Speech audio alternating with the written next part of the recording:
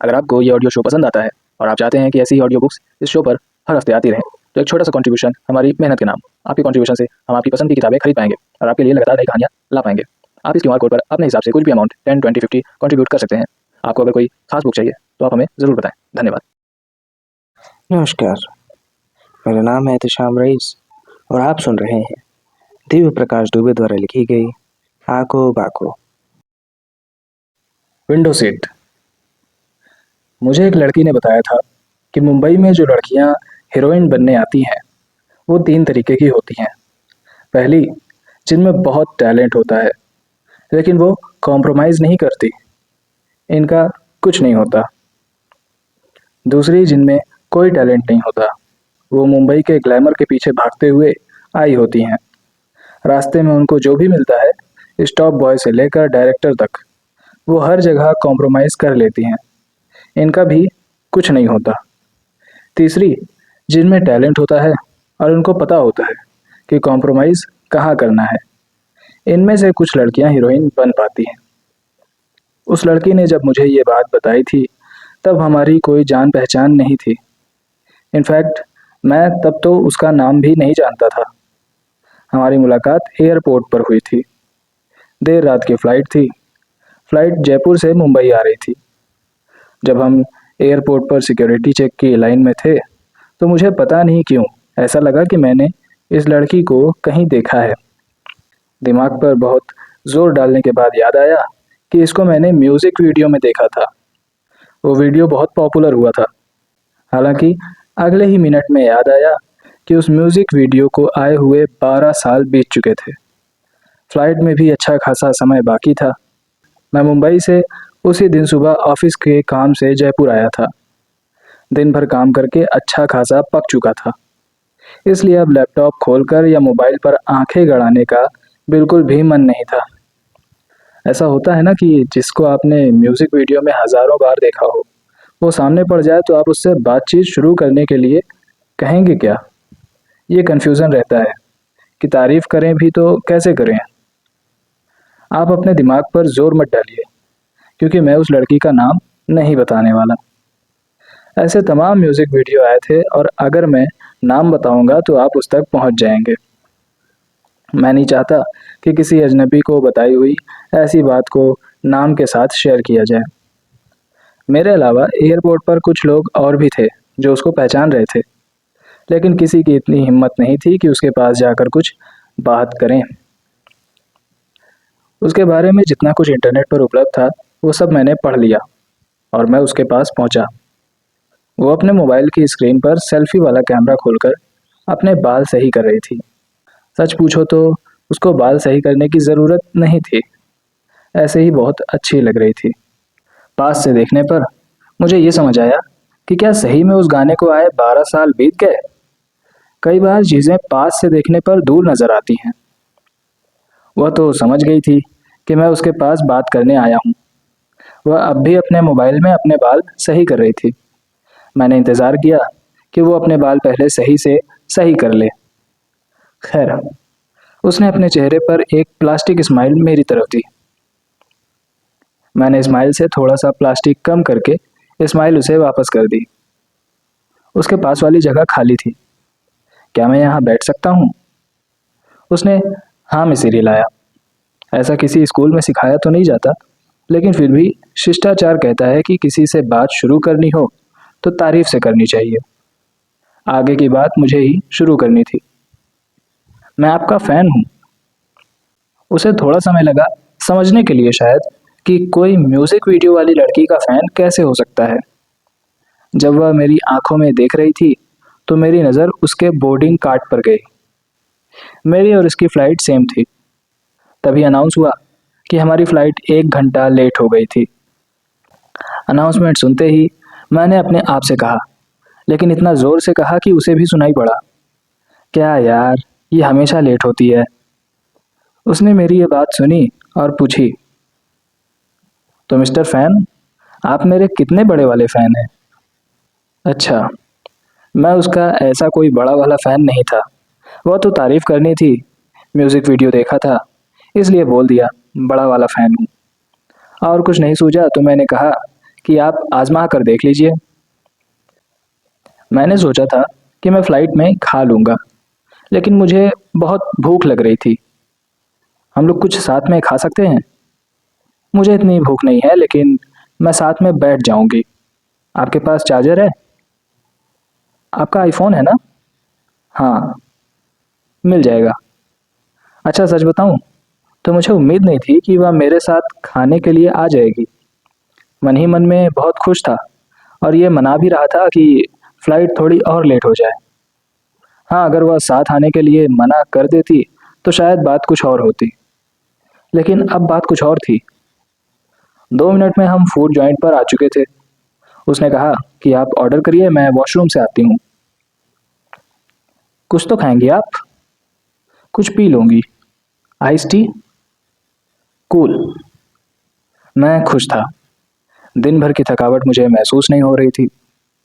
मैं अपने दिमाग में ही बना रहा था कि जब वह लौट कर आएगी तो मैं उससे बात क्या करूँगा। ख्याल आया कि मैं थोड़ा बहुत उसके बारे में और गूगल कर लूँ ताकि बातचीत का कोई सिरा मिले। वो आई तो पहले से कुछ ज़्यादा फ्रेश लग रही थी। उसने अपना मोबाइल देने से ठीक पहले उसको फ्लाइट मोड में किया। क्योंकि मैं फ्रीक्वेंट फ्लायर था तो मेरे पास चार्जर, एक आध एक्स्ट्रा वायर हमेशा रहते थे। तो आप बता रहे थे कि आप कितने बड़े वाले फ़ैन हैं। इतनी डायरेक्ट बात सुनकर मैं थोड़ा सा बैक सीट पर आ गया। मैं अपने आप को संभाल ही रहा था कि इससे पहले वह बोली, don't worry, pulling your leg, I hope you don't mind. बिल्कुल भी नहीं, ऐसे थोड़ी आपका सबसे बड़ा फ़ैन हूँ। ये सुनकर बहुत ही ज़ोर से हंसी। उस हंसी ने हमारे बीच के अजनबीपन को थोड़ा सा कम कर दिया। तो आप जयपुर की रहने वाली हैं? नहीं, काम से आई थी। कुछ शूट वगैरह? हाँ, ऐसा ही समझ लीजिए। हाँ, ऐसा ही समझ लीजिए बोलते हुए उसने एक लंबी सांस ली। उस लंबी सांस में बहुत कुछ था। इतना कुछ कि उसे लिखकर या बोलकर बताया नहीं जा सकता। मुझे अगला सवाल शायद पूछना नहीं चाहिए था। कोई म्यूजिक वीडियो का शूट था? नहीं। कोई फिल्म? नहीं। कोई सीरियल? नहीं। कोई ऐड? कोई और बात करें? आपने आइस टी बोल दी थी ना? हाँ, मैं पता करके आता हूँ। मुझे लगा कि ये सवाल नहीं पूछना चाहिए था। मैंने अभी उसके बारे में जितना भी गूगल किया था, उससे पता चला था कि उसका डिवोर्स हो चुका है। एक बच्ची है। उसको एक दो बड़ी फिल्मों में छोटे रोल मिले भी थे। मैंने सोच लिया था कि अब उसके काम की कोई बात नहीं करूँगा। मैंने लौटते ही कहा, देखिए मैं अपने बारे में तो कुछ भी बताना भूल ही गया। ज़रूरत नहीं है। वैसे भी हम आज के बाद कभी मिलने वाले नहीं हैं। मन तो किया कि मैं पूछूं कि क्यों, लेकिन मैंने जाने दिया। मेरी शक्ल पर लिखा हुआ था कि मुझे बुरा लग गया है। जैसी शक्ल मैंने बनाई थी, उसको बुरा ना भी बोले तो थोड़ा ऑकवर्ड तो मैं हो गया था। वो बोली, यार मोहित, तुमने तो सीरियसली ले लिया। आपको मेरा नाम कैसे पता? जो बिल के साथ तुमने अपना कार्ड रखा हुआ है उस पर लिखा हुआ है। आई एम श्योर तुम चोर नहीं होगे और किसी मोहित अरोड़ा का कार्ड लेकर नहीं घूम रहे होगे। फिर कुछ सोचकर उसने कहा, वैसे हम आज के बाद मिल भी सकते हैं। वो इस बात पर डिपेंड करता है कि तुम मुझे कितना कम बोर करते हो। देखो, बोर तो तुम करोगे, अब कितना कम करोगे ये देखना है। मैं बोर करूंगा? ऐसा तुमने क्यों कहा? तुम खुद देखो, अमेरिकन एक्सप्रेस का कॉर्पोरेट कार्ड, जयपुर एयरपोर्ट पर अब भी टाई लगाए, दिन भर की मीटिंग के बाद थके हुए जैसे कि कोई फालतू की प्रेजेंटेशन से आ रहे हो। मुझे पूरा विश्वास है कि तुम्हें अपने काम से प्यार नहीं है। टिपिकल कॉर्पोरेट वाले होते हैं, वैसे ही लग रहे हो तुम, unless you prove it wrong. उसकी हर एक बात सही थी। मुझे ताज्जुब हुआ कि वह इतनी मुंहफट थी कि अभी तक मेरा नाम भी नहीं जानती थी और मेरे बारे में इतना कुछ जान गई थी, जो कि पूरी तरह सच ना भी हो, लेकिन पूरी तरह झूठ भी नहीं था। तुमको इतना पता है, कहीं तुम मेरी फैन तो नहीं?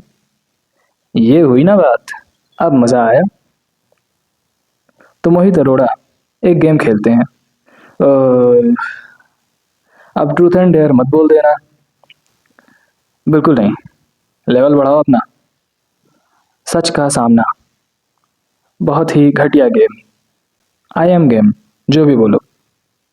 इसमें क्या करना होता है? बहुत सिंपल है। हर सवाल का जवाब झूठ में देना होता है। अ, एक भी सच नहीं। मैंने कंफर्म करने के लिए पूछा। एक रूल और भी है कि जो सवाल मैंने तुमसे पूछ लिया वह तुम मुझसे नहीं पूछ सकते, और सवाल के बारे में कोई बात नहीं होगी। ठीक है, शुरू करो फिर। पानी पी लो पहले। बहुत ज़रूरत पड़ने वाली है। उसने मेरी जूठी की हुई बोतल से ही एक घूंट पानी पिया। गेम तुम्हारा है, शुरू तुम करो। ठीक है, तो ये बताओ मोहित अरोड़ा कि तुम घर में झूठ बोलकर ऑफिस के ट्रिप के बहाने से निकले हो कभी? उसका ये सवाल सुनकर मैं सोचने लगा कि अगर मैं गलत भी जवाब देता हूँ तो भी उसे सही पता चल जाएगा। मैं सोच ही रहा था कि वो बोली, इतना सोचने की जरूरत नहीं है। ऑफिस का ट्रिप बताकर नहीं निकला हूँ। मुझको बीच में ही काटते हुए वह बोली, सवाल रिपीट नहीं करना है, बस हाँ या ना में जवाब दो ना यार। बोर क्यों कर रहे हो? ओके। नहीं, कभी नहीं निकला। गुड। अब तुम पूछो। तुम जयपुर किस काम से आई थी? शूट पर। घर जाने से पहले अपने मोबाइल से मैसेज डिलीट करते हो? उसने मेरी आंखों का एक्सरे करते हुए पूछा। नहीं। तुमने कभी काम के लिए कॉम्प्रोमाइज किया है? मैंने बचा हुआ पानी एक बार में पीते हुए पूछा। नहीं। तुम्हारे सच्चे दोस्त हैं जिनसे तुम कुछ भी बोल सकते हो? हाँ। अगर मैं तुम्हें बोलूं कि हम जयपुर से मुंबई की नहीं गोवा की फ्लाइट लेंगे तो तुम चलोगी? अच्छा सवाल है मोहित। हाँ, मैं चलूंगी। उसका हाँ सुनकर मन ही मन खुश हुआ था कि तभी मुझे ध्यान आया कि यह गेम तो उल्टा है। अब तो कुछ अच्छा पूछो यार।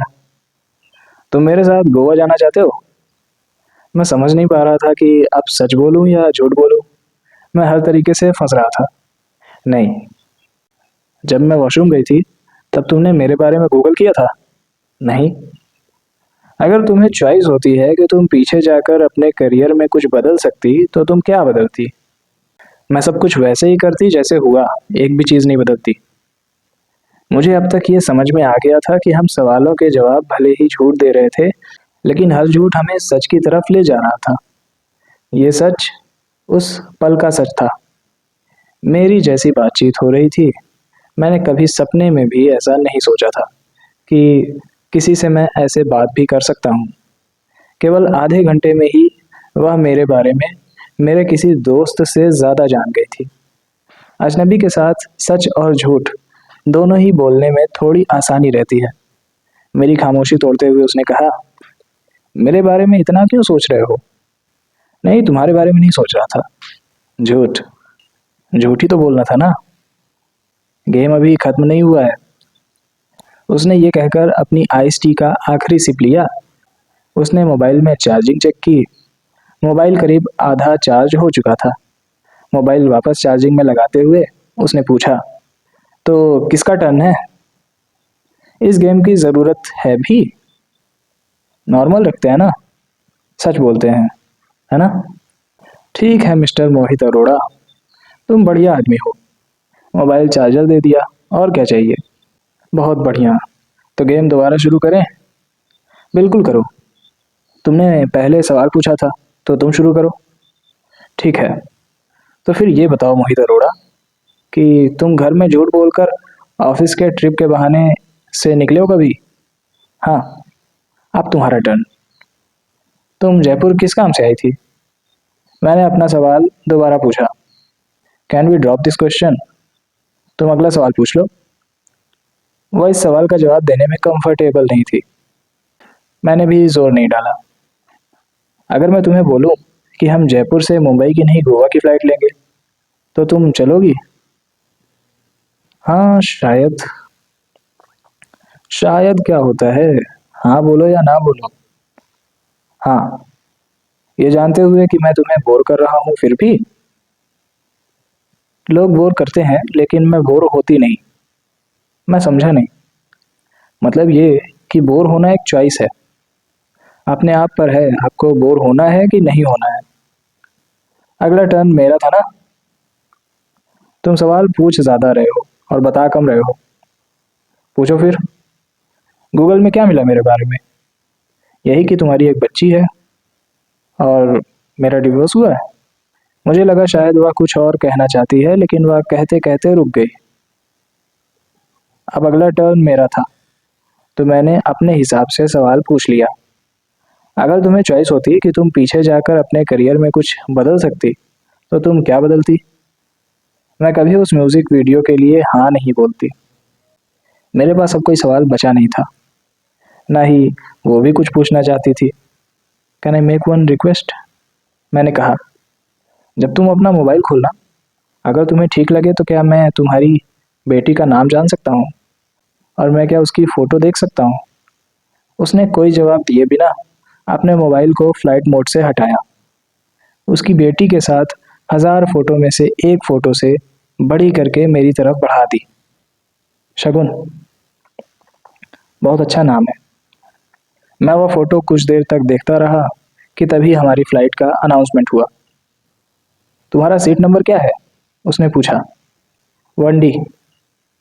और तुम्हारा? मैंने अपना बोर्डिंग पास देखते हुए कहा। 1F। बहुत दूर नहीं है, मैंने कहा। हाँ, बहुत पास भी नहीं है, उसने खत्म होती हुई लाइन को देखकर कहा। मैं हमेशा 1D ही लेता हूँ और मैं हमेशा फर्स्ट की विंडो सीट। हमने अपने सामान समेटे। चार्जर का तार तभी उसके मोबाइल में लगा हुआ था। मैंने उसे निकालकर अपने बैग में रख लिया। अनाउंसमेंट होते ही एक लंबी लाइन लग गई थी।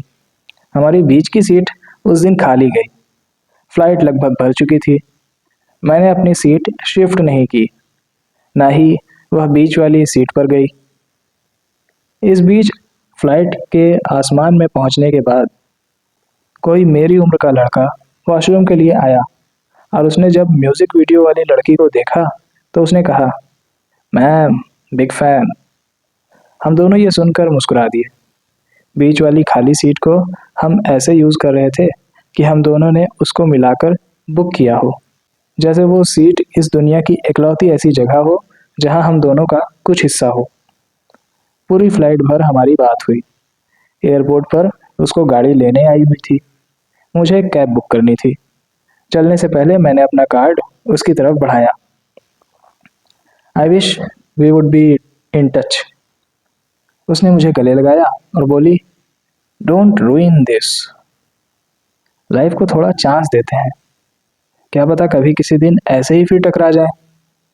वो जाने से पहले लौटकर आई और बोली, मुंबई में जो लड़कियां हीरोइन बनने आती हैं वो 3 तरीके की होती हैं। मैं जब भी फ्लाइट लेता हूँ तो उसको ढूंढता हूँ, एयरपोर्ट पर और फ्लाइट की विंडो सीट पर भी।